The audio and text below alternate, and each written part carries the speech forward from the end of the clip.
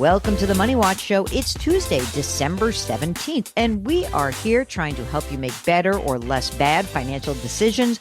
We're also here to try to give you context to what's going on in the economy. We is me, Jill Schlesinger, CBS News business analyst. He is Mark Talercio, the very best executive producer in the world. We are both certified financial planners. And Mark, before we get to our segment at hand, how about telling me what happened at Radio City Musical this past weekend? We went to go see the world famous Rockettes and the Christmas Spectacular. Tell me more. Tell me more. I want to know all details. It was good. You know, it was actually, I mean, I haven't gone in, I don't know, probably 30 years, but it was much shorter than I expected. It was quick. It was quick, which is probably a good thing with a 5-year-old. They know their audience. Yeah, it was only, I mean, at most, it was an hour and a half. That's a lot. Yeah, I mean, I think when you compare it to like a Broadway show, it was definitely shorter. Yeah. But it was great. I mean, you know, you don't have to be a kid to enjoy it. We all enjoyed it. It was quite the show, seeing the Rockettes and doing their routines and tapping their shoes. It was fun. Theo was in a little bit of a mood on Saturday, so a little bit of an ingrate. Did we have to have a little bit of an attitude adjustment? What happens in that mood? Actually, during the show, he was okay, but you know, afterwards, then we went to go see the tree. Let me tell you, man, the sea of people was like you couldn't even move. Really, could not move. It was unbelievable. It's crazy, by the way, because I was talking to some folks and I said, you know, Midtown Manhattan is incredible. Just absolutely, it's rocking. So I understand from the folks who track Broadway musicals, which is really Broadway shows and the traffic there, that the attendance is up in a big way. Like all the foreigners are back. And also everyone, domestic travelers are back. Do you know who's not back? These weenies who live in the suburbs. And they're all like, oh, I'm not coming into the city. It's too scary. Are you kidding me? Get to the city. It is on fire. Things are great in the city. So come on, enjoy yourselves. All right, that's enough of that. Hey, you know, Mark, this reminds me of actually our segment today, which is we are talking about inflation. And, you know, we got an inflation report out last week for the month of November. It wasn't so hot. Like it was kind of one of those like, wah, wah, because the inflation rate actually increased by 2.7% from a year ago. And that's 0.1% higher than we were in October. So I think we should talk a little bit about this and the trends in inflation and give people context. And then I want to come back on the other side and talk to you more about inflation. But here we have my segment that aired on CBS Mornings last week with anchors Tony DeCopel and Adriana Diaz. And again, this is our conversation about the Consumer Price Index, which had just come out the day before. Air that segment, Mark. The Consumer Price Index report shows prices accelerated last month and were up 2.7% from last year. CBS News business analyst Jill Schlesinger is here to discuss what all that means and what's behind it. Good morning. Good morning. You know, it's so disheartening when people say, oh, the inflation rate, it actually ticked up from one month to another. It is a bummer. I just want to give everyone context. It's a lot easier to to bring that inflation rate down from 9% to 3%. We're trying to get down from 3 to 2%. We're at 2.7. It was 2.6 last month. But prices are still high. And I think I get that, why people are so bummed out about the fact that these prices are about 23% higher than they were just 5 years ago. Boom, wow. And so even if the rate is coming down, it's fine, but people are still struggling with those higher prices. And we have to understand that a big portion of that, it's your cost of housing. Rents are up pretty dramatically, the cost of childcare, the cost of the unreimbursed health care. All these things add up and put pressure on people. Yeah, and you can't live outside with no children, right? So yes. You got to pay for these things. So the question then becomes, are wages rising to offset some of this? You know, early in the pandemic era, when we first saw that surge of inflation, people were freaking out because I'm not making as much money to catch up with this. Now, over the last, let's call it about 18 months, wages have actually started to go up faster than the inflation rate. But because we had that first period where we needed a big catch-up, it's still not there. In other words, you may say, oh, okay, yes, I make more money, but the price for some of these things is really high. And don't forget, your situation really can change. If you are lucky enough to own a home with a low mortgage interest rate and your kids are already in school, the idea of inflation is just about, you're filling up your gas tank, going shopping.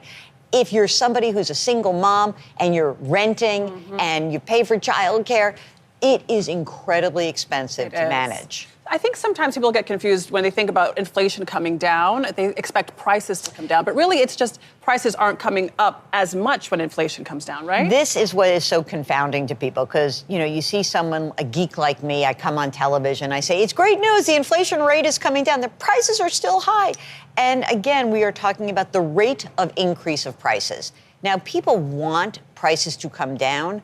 That's actually not a good thing. When prices come down, we are in a deep, horrible recession. So we can go back to the spring of 2020, and prices were basically flat or falling.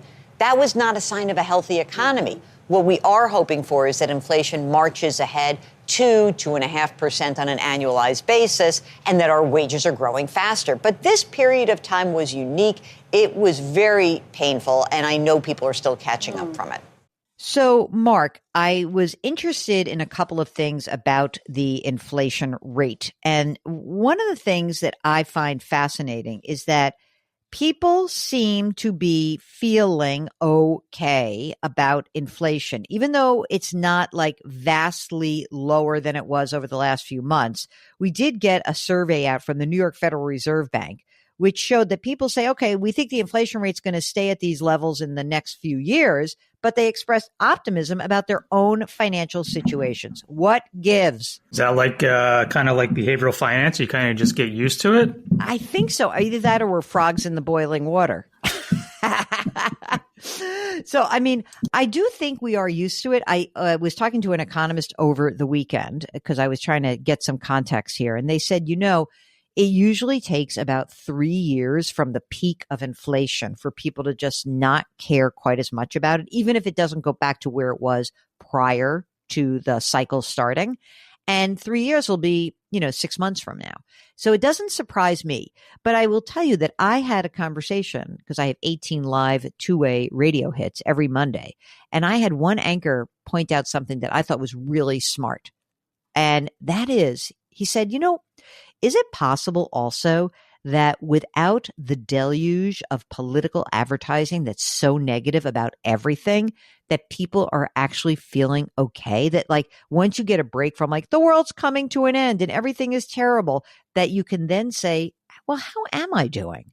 And you might find your wages are up from a year ago. You might find that your stocks are up, your house is worth more, and that you're really doing okay.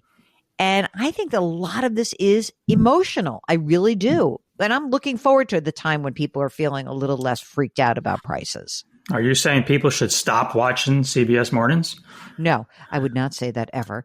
I would just say that when everything is highlighted in a negative context, then I think it is very hard. I will tell you a funny CBS News story, which you'll enjoy. There I am on my most recent trip out of New York. Hiking in Tucson. And I find myself hiking with a group of people who are from Texas. And those people were telling me, we were talking about politics. It was right after the election. It wasn't like me interviewing anyone. I just was like in my curiosity mode. And one of the women said, no disrespect, Jill, but I just think all media is biased. So I said, oh, really? Tell me what you find biased about my network. And she looked at me. I said, do you watch CBS News? She said, no. I said, so you don't know it's biased, right? You're just heard that? She goes, well, all media is biased. I said, but you haven't watched. Were you hiking with my mother? No, she was not with me. But I think that when you hear things over and over, whether you're in whatever ecosystem you're in, right? I think it behooves you that if you're forming opinions about the economy or things that are going on, or that you are listening to a message that's the same message over and over, it would behoove all of us to ask, well, okay, is there something else that I'm missing here? And if you don't have that curiosity, then please keep your feelings about the biased media to yourself. Thank you very much. if you are watching and you think it's biased, I am really interested in understanding how, because Mark knows that every time I am on the news, the first thing that people comment about is what I would look like. But the second thing is usually that I'm too left or too right. I really do breaks kind of both ways, doesn't it, Mark? Yeah, that's fair. I would say it's probably 50-50. And so that means I'm doing a good job. It's hard to highlight how people are influenced by messaging, considering I'm a messenger. I think I do play it kind of right down the middle, regardless of how I feel personally. But when I'm talking about the economy, it's a really easy way for me to kind of say, I don't have to talk about politics. To wit, Mark knows this, maybe many of you may not, but some years ago in the Obama administration, I went on the CBS morning show and I talked about Obama's speech at an Amazon warehouse. I was talking about how all these great jobs are coming online. And I did a whole segment about how I thought that was such garbage because they were lousy jobs. And guess who picked it up and played it on his show? Do you remember this, Mark? El Rushbo. Rush Limbaugh literally said, I don't know who this Jill Schlesinger woman is at CBS, but I'm sure she's going to get fired from CBS for saying this. So, what happens is sometimes you just you're going right down the middle and you're saying, here's what I see. My job is to try to give you the context for what's going on. So if you feel like you're really unhinged about the economy or the messaging you're receiving, or you want to understand and get more clarity about how things are impacting your life, here's what you do. You go to JillOnMoney.com. You click the Contact Us button and you write us a note. And if you want to join us live, I'm happy to talk this through with anybody. I really am. But if you're going to come out and say that all media is biased, including you, Jill Schlesinger at CBS News, watch the shows. Watch the shows and then let us know how you feel. But if you just want to tell me good things about us, then I'm happy to hear that too. Don't forget, while you are on our website, you can see all of our content that lives there. Mark is soon to send me his exciting bio and photo, which he's not done yet, but it will be posted after the first of the year, and I'm excited for that. Who is Mark? Mark, he is the best co-host, executive producer, and king of all things web here at the World of Jill on Money. We're distributed by Paramount Global. We drop episodes on Tuesdays and Thursdays. Please leave us a rating and review wherever you listen. And of course, we ask that you put your hands metaphorically on someone's back. Someone needs a little hug, maybe a virtual hug, just enough. Change your work, change your wealth, change your life. Thank you for listening, and we'll talk to you on Thursday.